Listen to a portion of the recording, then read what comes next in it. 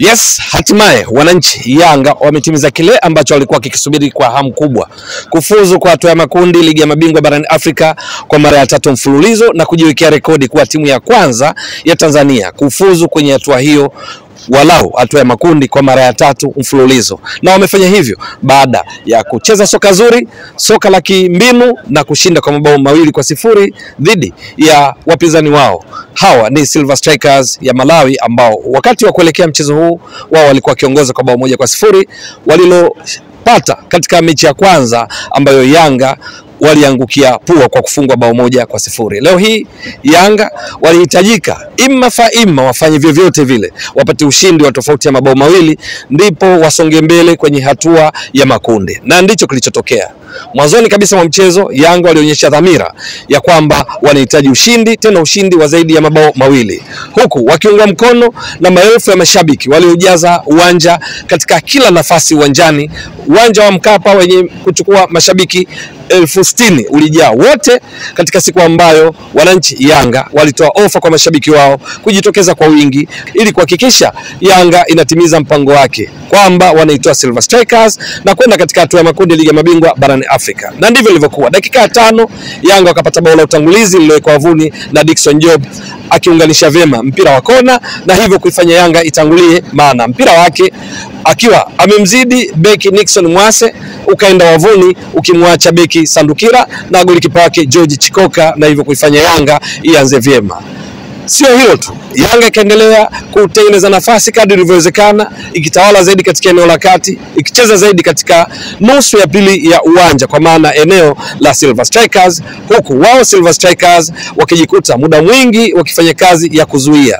Kiungo wao mgongoni nambari 22 Uchizi Vunga alikuwa amekamatwa kabisa katika eneo la kati, katika nafasi ambayo eneo la kati Yanga leo hii walikuwa na Mohamed Momo Dumbia, lakini alikuwepo Mudathi ya basi alikuja kutoka kwa kuumia na kuingia Edmund John, alikuwepo Maxim Piazengeli, alikuwepo Juk Abuya, lakini Yanga katika dakika 33 wakafunga bao la pili. Safari hii likiwekwa wavuni na mchezaji aliyeng'ara sana leo hii sio mwingine ni Peodo Pacome Zouzoua, akitumia vyema pasi kutoka kwa Maxim Piazengeli ambaye naye alikuwa amepasiana na Peodo Pacome Zouzoua ikitokana na mpira ulioanzia kwa Juk Abuya. Awali Juk Abuya alikuwa amepoteza mpira uliokuwa ukimilikiwa na Yanga, lakini kwa jitihada kubwa akijua yeye ndiye kiungo pale kati alipambania mpira kuupata, na ndio ambao ulikuja kutengeneza nafasi ya bao hilo la dakika ya 33.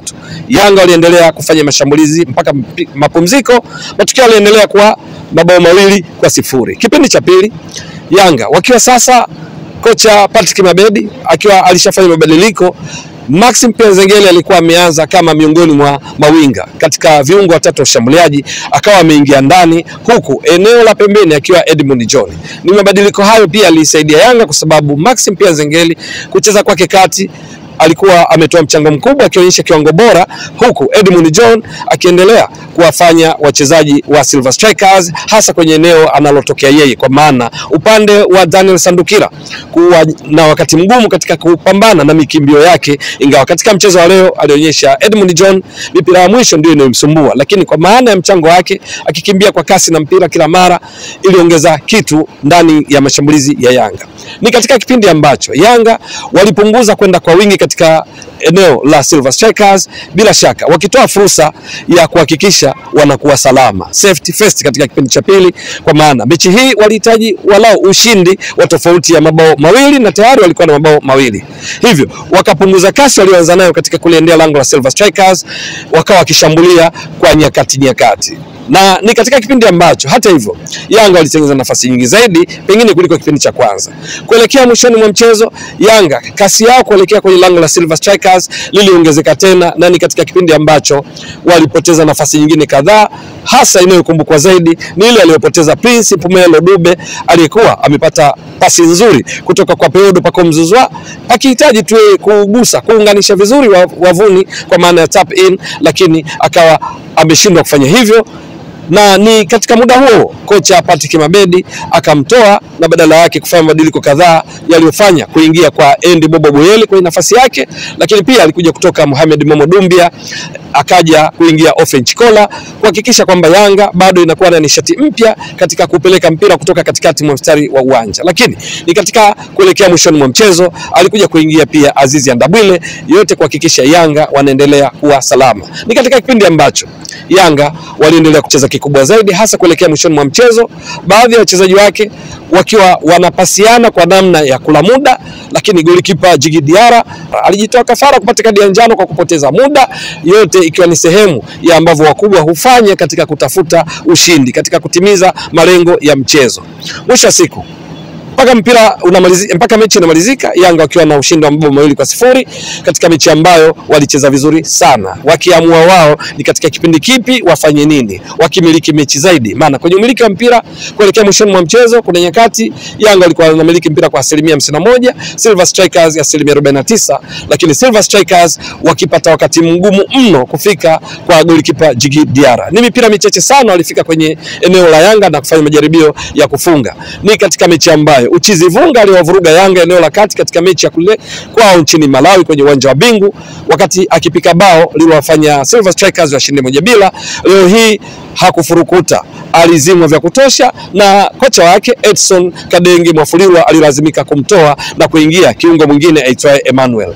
Mpaka mwisho wa mchezo eneo la kiungo la Silver Strikers lililokuwa pia na Levinson Kamanga halikuwa na madhara makubwa kwa Yanga, kwa sababu muda mwingi walijikuta na kwenda kuungana na mabeki wao akina Maxwell Paipi, akina Nixon Mwase, akina Sandukira, akina Lamek McDonald kuhakikisha wanakuwa salama.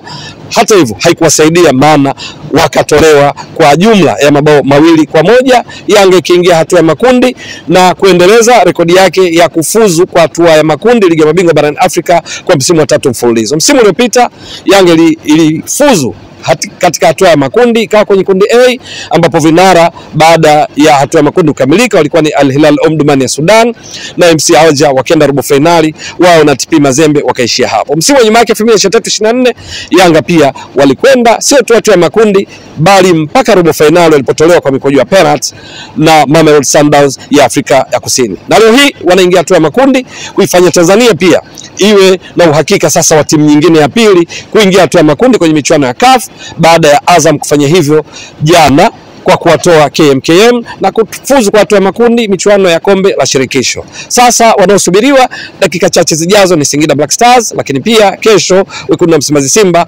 watatua dimbani kucheza dhidi ya Nsingizini Hotspur kutafuta nafasi nyingine kwa Tanzania kwa timu zake kufuzu hatua ya makundi michuano ya CAF. Simba wanashiriki ligi ya mabingwa barani Afrika, Singida Black Stars kombe la shirikisho barani Afrika kama ilivyo kwa Azam. Nini kitakachotokea ni swala la kusubiri. Mtazamaji wa Mbwaduke Stats Sport Next Level, endelea kuunga mkono channel hii kwa kuhakikisha kama una subscribe, una share, una like na kucomment. Mwasilishaji wako ni mimi Ramadhani Mbwaduke almaarufu kama Mzee wa Data. Shukran jazilan. Bye bye.